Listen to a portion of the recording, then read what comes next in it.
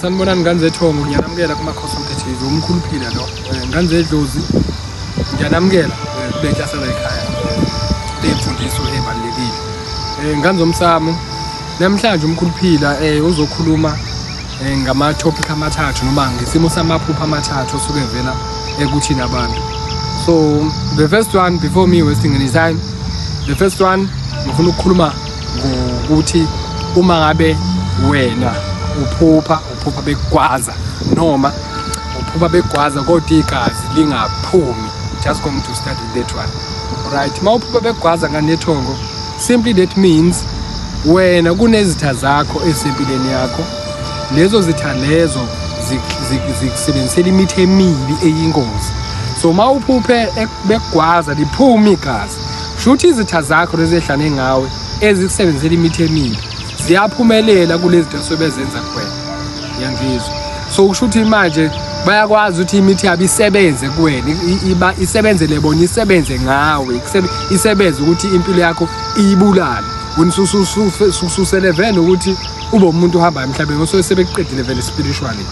But mabegwaza kodwa igazi uthola ukuthi aliphumi, labo sebekukhombisa abantu abadala bakho ukuthi cha, izitha zakho zikhona but abakwazi ukufinyelela kahle kuwena, imithi abayibasebenzeli ngendlela efanele ayisebenza ngayo kuwena, kodwa bayakwazi ukugwaza but igazi lingaphumi. So that's the only difference ekhona, ukuthi ngala ama lingaphumi igazi futhi abakwazi ukufinyelela kahle into zabo sifezeke kuwena, but mabegwazile lapho igazi futhi kuyafezeka imithi yabe emibi iyasebenza kuwena. So you have to wake up there. Then the second one, la uziphupha khona nje ama cockroach, ulele ephushweni lakho uphupha nje ama cockroach, usuyavuka uyagijima.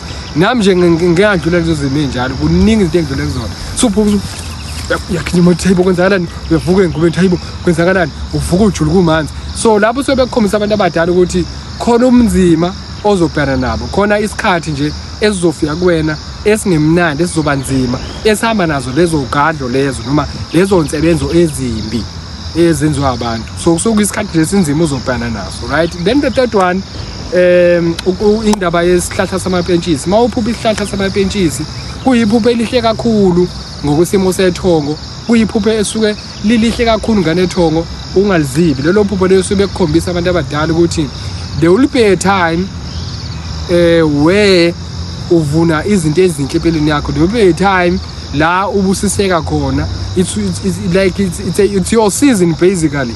It's your season yokuthola okuhle empilweni yakho. So uyafana nomuntu ozovuna aswekutshalile, okushuthi wena you are the person who worked very hard. So now since you have worked very hard, now usuzovuna ini lokho okutshalile. So base bekhonza abantu abadala khona okuhle okuzayo empilweni yakho. It's your season. It's something like a breakthrough. So it's something that you say like, I worked so hard, now I have to eat my sweat. So usuke sekunjalo ngane zethongo usuzothola ongokwakho. So amaphupho amahle kakhulu la ngane zethongo engithini ngawazibi even zakho emenzeni zaka spiritual life, nazo ukuthi nisempilweni nani.